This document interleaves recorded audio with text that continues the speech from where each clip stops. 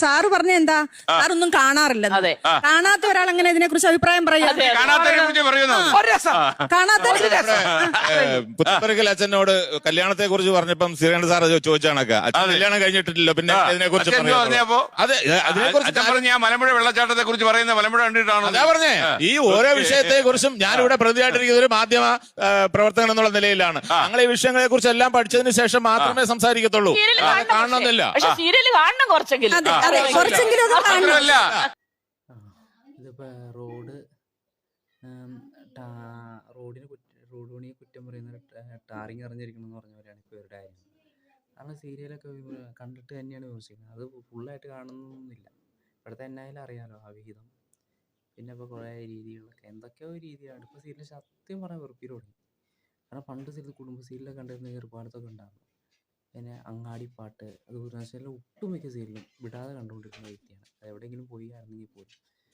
പിന്നെ ഒരുപാട് കടമറ്റത്തക്കനെ horror serial, അതുപോലെ മാജിക്, ഭക്തി സീരിയൽ, ഇതൊക്കെ നമ്മൾ വളരെ ആസ്വദിച്ച് കണ്ടുകൊണ്ടിരുന്നത്. ഇപ്പോൾ ഇവരുടെ ഹൊറർ സീരിയലിൽ അങ്ങനെ കുറവാണ്. ഇനി ഭക്തി സീരിയലും കുറവാണ്. അങ്ങനെ കൊണ്ടുവന്നിട്ടുണ്ടെങ്കിൽ നമ്മൾ ഡബ് ചെയ്ത സീരിയലും ആണ്. അത് കാരണം മഹാഭാരതം, കൈലാസനാഥൻ, അങ്ങനെയുള്ള സീതായനം, അങ്ങനെയുള്ള സീരിയലൊക്കെ ഡബ് ചെയ്താണ് തന്നെ. ഇപ്പോൾ ഇവിടെയുള്ള ആൾക്കാർക്ക് അങ്ങനെ രീതിയിൽ സീരിയൽ പിടിക്കാനത്തെ രീതിയിലുള്ള എല്ലാവർക്കും ഇപ്പോൾ അവിഹിതം, എന്തെങ്കിലും ബന്ധങ്ങൾ, അവിഹിതമായിരിക്കും മെയിനായിട്ട് വരുന്നത്.